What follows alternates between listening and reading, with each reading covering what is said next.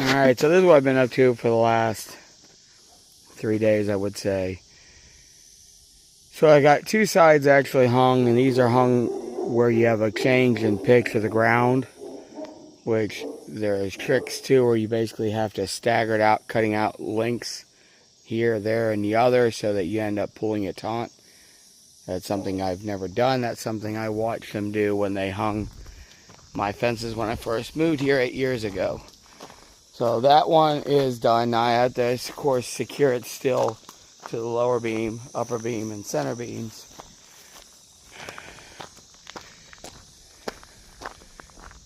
This was the first one I did down here at the end, and it was actually easy. And I didn't even have to take out any links. I didn't have to make any adjustments. And the weird part is that it does have a change in pitch also, but it's a slight enough change in pitch that it wasn't a big deal. Again, though, I have to secure it to the cross members, so the beams on top, bottom, and center, I gotta wire it together.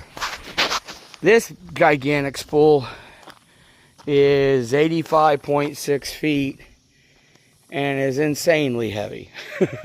That was going to be my first attempt, was actually to do that.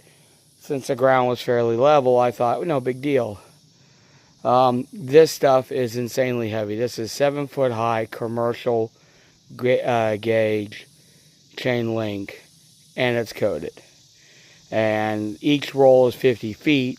I combined them, basically weave these pieces together, making them longer. So this is 85.6 feet, and it's biting right into the ground. So turning it is an absolute nightmare. Plus you're worried it's going to roll and fall into the opening. So we're going to use the bobcat fork, raise it up, put it to the side of it so that when we fight with it, it'll roll against the metal fork.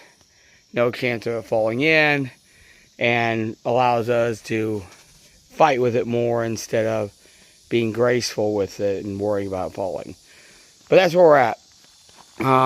So it is coming, and these temps have just been an absolute nightmare because we're high humidity in the low 90s. So I've basically been either working on it during the morning or working on it in the late evening starting around 7 o'clock, and I work until 8:30, 9 o'clock. So that's my progress.